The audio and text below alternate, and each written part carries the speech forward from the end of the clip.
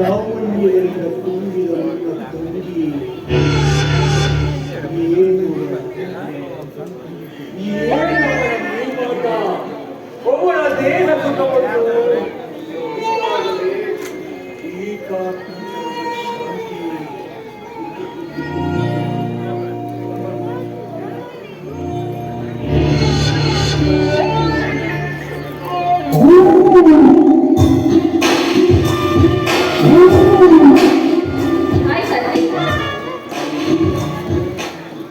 ನಿನ್ನ ಬರುವಿಕೆ ನಿರೀಕ್ಷೆಯಲ್ಲಿ ಇದ್ದೆ. ಆದರೆ ನೀನು ಮನೆಗೆ ಸ್ವಲ್ಪ ನಮ್ಮ ಅಣ್ಣನ ಜೊತೆ ಮಾತಾಡೋದಕ್ಕೆ ಲೇಟ್ ಆಯ್ತು. ಅದಲ್ಲದೆ ನಮ್ಮಿಬ್ರು ಪ್ರೇಮ ವಿಷಯ ನಮ್ಮ ಅಣ್ಣನ ಗೊತ್ತಾಗ್ಬಿಟ್ಟಿದೆ. ಹಾಗಾಗಿ ಅವನಿಗೆ ನನಗೆ ಜಗಳ, ನನ್ನ ಮೇಲೆ ತುಂಬಾ ಸಿಟ್ಟಾಗ್ಬಿಟ್ಟಿದೆ. ನಾವು ಕಾಮಿನಿ ಸಿಟ್ಟಾಗ್ಲಿ, ಏನ್ ಸಮಸ್ಯೆ ನೋಡ್ ಕಾಮಿನಿ, ನನ್ನ ನಿನ್ನ ಪ್ರೀತಿಯ ವಿಷಯ ನಿನ್ನ ಅಣ್ಣನಿಗೆ ಗೊತ್ತಿದ್ದರೂ ಕೂಡ ಅದಕ್ಕೆ ಸಮಸ್ಯೆ ಮಾಡುತ್ತಿದ್ದಾನೆಯೇ? ಏನು ಹೇಳ್ತಾ ಇದೀಯ ನೀನು? ಏನು ಹೇಳ್ತಾ ಇದೀಯಾ? ಒಂದು ವೇಳೆ ಅದೇನಾದರೂ ಅವನಿಗೆ ತಿಳಿದು ಅದರಿಂದ ನೀನು ಸಮಸ್ಯೆಯನ್ನು ಅನುಭವಿಸಿದಾದರೆ ಮರ್ತು ಬಿಡು. ಯಾಕೆ ಮಾತಾಡ್ತಿದ್ದೀರಾ? ನೋಡಿ, ನೀವೇ ನನ್ನ ಸರ್ವಸ್ವ ಅಂತ ತಿಳ್ಕೊಂಡಿದ್ದೀನಿ. ನಿಮಗೋಸ್ಕರ ನಾನು ಎಲ್ಲರೂ ನಿಮ್ಗೆ ಅರ್ಪಿಸಿದ್ದೀನಿ. ನೋಡಿ, ನಿಮ್ಮನ್ನು ಬಿಟ್ಟು ನಾನು ಒಂದು ಕ್ಷಣನೂ ಬದುಕಿರಲ್ಲ ಕಾರ್ತಿಕ್.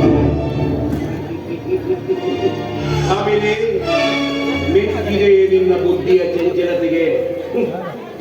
ಒಂದು ಕ್ಷಣ ಬಿಟ್ಟಿರುವುದ ಇಲ್ಲವಾದರೆ ಇಲ್ಲವೆಂದಾದರೆ ನಾನು ಹೇಳ ಮಾಡ್ಯಾಕ್ತೀನೋ?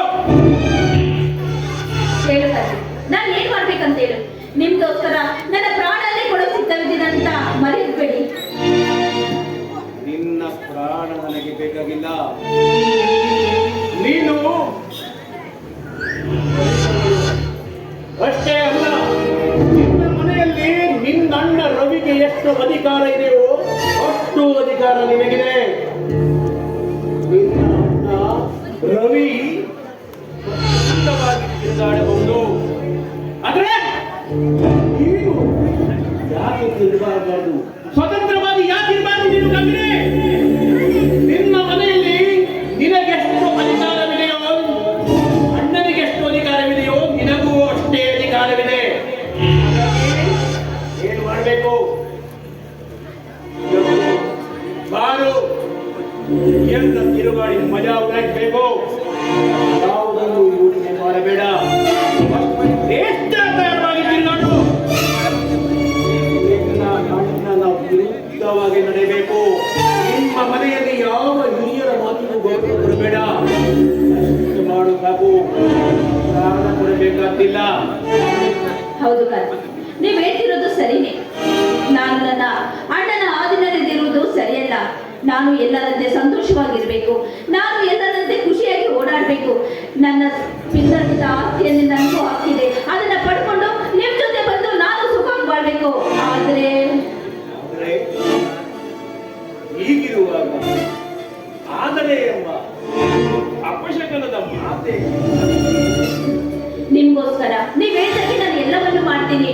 ಆದ್ರೆ ನೀವು ನನ್ನ ಯಾವತ್ತೂ ಕೈ ಬಿಡಬಾರದು ಅಷ್ಟೇ.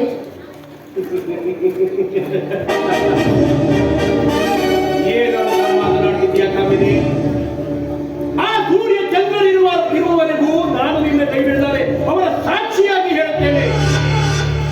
ಒಂದು ವೇಳೆ ಚಂದ್ರರು ದಿಕ್ಕನ್ನು ಬದಲಿಸಬಹುದು.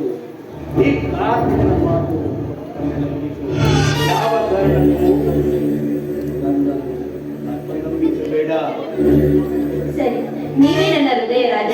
ಹಾಗಾದ್ರೆ ನನಗೆ ಟೈಮ್ ಆಯ್ತು. ಇವತ್ತಿನಿಂದ ನೀವು ಹೇಳಿದ ಕಾರ್ಯನ ಇವತ್ತಿನಿಂದನೇ ಪ್ರಾರಂಭಿಸ್ತೀನಿ. ನಾನೇನು ಬರಲ್ಲ? ಓಕೆ ಓಕೆ, ಆಮೇಲೆ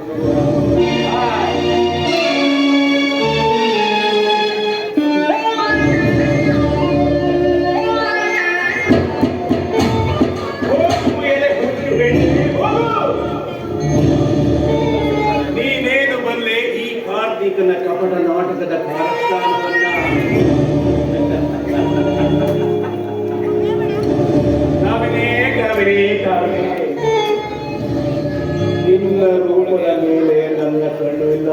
ನನ್ನ ಕಣ್ಣು ಇರೋದು ನಿನ್ನ ಆಸ್ತಿಯ ಮೇಲೆ. ರವಿ ರವಿ,